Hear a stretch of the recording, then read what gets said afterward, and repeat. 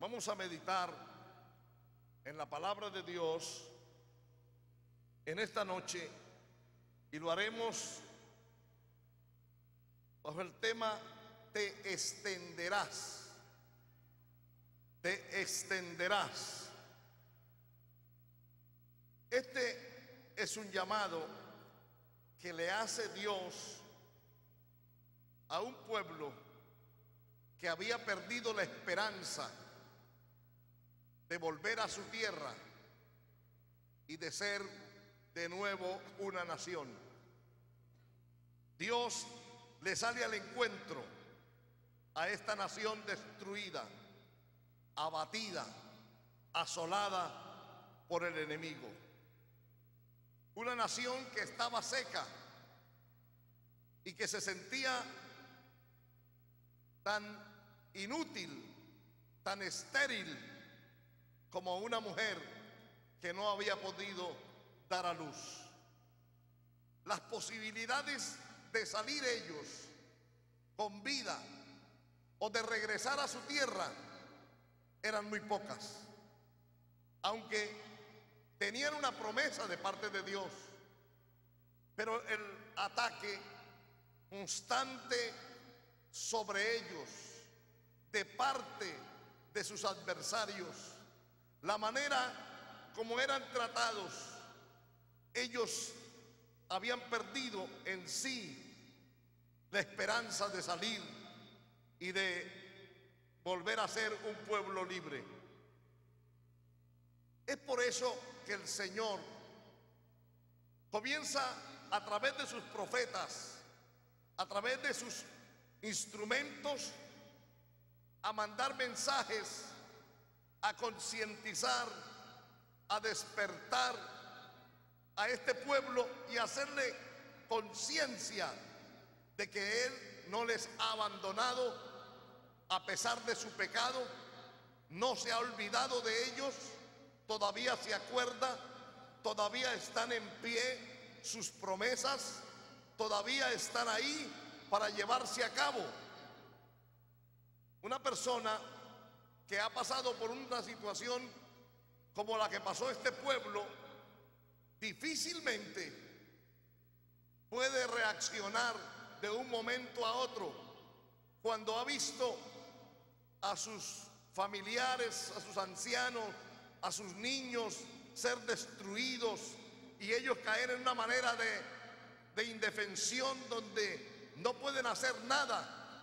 Recordemos que ellos confiaron en sus vecinos, ellos creyeron en las promesas de sus vecinos que les habían dicho: no se preocupen, nadie podrá contra ustedes, el día que venga alguien contra ustedes nos vamos a unir, vamos a hacer un solo frente, les vamos a defender. ¿Quién se va a atrever a venir contra ustedes sabiendo que nosotros somos sus aliados? Estamos contigo. No puede ser, tranquilízate, no hay problema. Y lógico, usted ve que el libro de Lamentaciones describe la condición que vivió este pueblo de Judá y dice: nunca los reyes de la tierra creyeron que un día entraría el enemigo por las puertas de Jerusalén. Es decir, ellos estaban seguros que esa ciudad no sería jamás minada por sus enemigos, por sus adversarios. Era prácticamente un pueblo confiado, pero confiado en los hombres, una confianza falsa, porque ellos le habían dado la espalda a Dios, se habían ido a adorar lo que no era Dios, lo que no les había hecho bien. Habían ido a adorar, pero al verdadero Dios lo habían hecho a un lado, lo habían abandonado, no le daban gloria, no le adoraban, no le exaltaban, no le rendían tributo. Eran como si no hubiesen conocido jamás al Señor. Y entonces Dios tuvo que permitir con dolor, porque Dios ama de verdad. Y Él ama de tal manera que cuando ha tenido que disciplinar a su hijo, ha tenido que mandar un juicio sobre su pueblo, su heredad, lo ha hecho con dolor, lo ha hecho con amor. Por eso es que en ese libro de Lamentaciones dice: si no fuera por la misericordia de Dios, ya hubiésemos sido destruidos. Pero es que nunca han decaído su misericordia, sino que nuevas son cada mañana.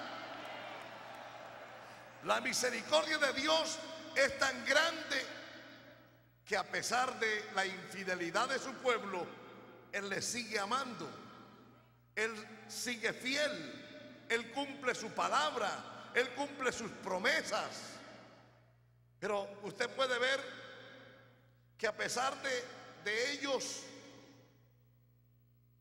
a pesar de haberle abandonado, el Señor le sigue teniendo en cuenta. Pero usted puede ver allí en el libro de Lamentaciones también la manera como fueron tratados, sacudidos, y entonces ellos dieron voces a sus amigos, a sus amantes, dice la palabra, a sus ídolos, corrieron tras ellos, pero nadie vino al auxilio, a auxiliarlos, a ayudarlos, a socorrerlos. Fueron abandonados, fueron desamparados. Y entonces dice el profeta allí: amargamente llora en las noches, porque se alejó de ellos el Consolador que diera reposo a su alma. Todo eso sucede, hermano, y Israel se había secado porque había pecado. El pecado aleja de Dios. El pecado bloquea la comunión con Dios. El pecado hace que el oído de Dios se ausente, que no escuche. Entonces la persona comienza a secarse porque ya no tiene vida, porque la vida es el Espíritu de Dios, la vida es el Señor. Y sobre todo para aquellas personas que han experimentado, cuando una persona nunca ha experimentado, usted ha visto de niños que han nacido presos porque sus madres están en una prisión y ellos nacen en la prisión. Para ellos es normal crecer en ese ambiente, porque ellos no conocen otro medio, no conocen la libertad. Pero para una persona que ha sido libre, que ha estado, ¿verdad?, en la libertad, que sabe que es libertad, y caer de repente en una cárcel, en una prisión, entonces sí anhela de verdad volver a esa libertad. No quiere estar allí encerrado. Este pueblo había sido un pueblo libre, un pueblo bendecido, un pueblo enriquecido, un pueblo privilegiado, pero ahora habían caído, hermano, y estaban allí nuevamente esclavos. Un número pequeño, reducido, de los que habían sobrevivido y habían sido llevados cautivos a Babilonia en una condición tremenda, deplorable. Ellos están allí esperando en la gracia y en la misericordia de Dios, pero recuerde que pasan muchos años, y cuando pasa los primeros 10, los primeros 20, los primeros 30, los primeros 40 años, y ellos todavía ahí. Muchos murieron allá en el destierro, en el cautiverio. También muchos nacieron en el cautiverio. Pero aquellos que pudieron sobrevivir, usted recuerda en el libro de Nehemías que cuando se estaban echando, ¿verdad?, los cimientos de la casa, la Biblia nos dice que unos alababan, otros exaltaban a Dios de muchas maneras, pero había un grupo que lloraba. Y es precisamente el grupo que había estado ahí adorando, exaltando a Dios cuando Israel era una nación y cuando estaba en la época de oro, en la era de gloria. Pero ahora veían las ruinas, veían en lo que se había convertido aquello que ellos llamaban sublime. Y ahora, cuando tenían la oportunidad de volver a echar los cimientos, lloraban, porque se acordaban de lo que había sido allí, de lo que se había dado, de cómo ellos adoraban a Dios, de cómo ellos suplicaban a Dios, de cómo ellos podían estar allí.